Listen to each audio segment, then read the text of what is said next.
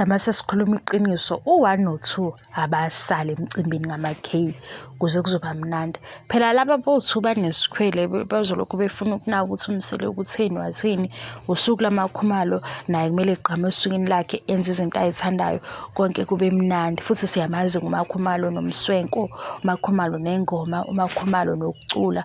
Manje mase kuzolobu kukhona laba sebelokhu bethi eyi mina sengifuna ukuhamba, mhlawumbe sebetshela uMsele kube phazamisa thina Yazi ngawumsangano thina siyokikiza laphaya laphayana kube kukhona uNoku no-Happy Girl. Yabona nje abangani bamakhumalo abangani bamakhumalo. Mani mlaleli uMakhumalo ngiyamkhumbula ejoyina i-RSOD ukuthi washo wathina useyohlala namanye amakhosikazi abazobe bekhuluma i-language abayizwayo. Sambona uMake ukuthi uthini kahle kahle ngalapho mama basemzumbi. So abasale nje abadala abadala abasale bengaze bemosha umcimbi wengane lapha yasebevuke into zabo ngoba vele bona bayathanda ukuthi bebuye bebukane ngenye indlela.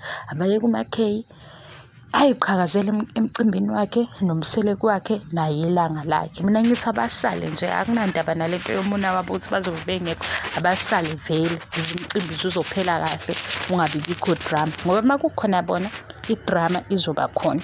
Mangaba yanayo lento yokusukela abantu akabasukeli shem amakhosikazi aMsele sesingakhuluma phela siqhuma manga akabasukile.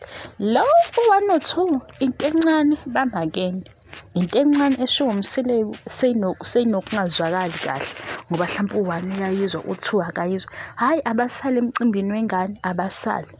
Khona kuzoba mnandi sililizele sijabule bengekho abasale shem. Hayi abasale.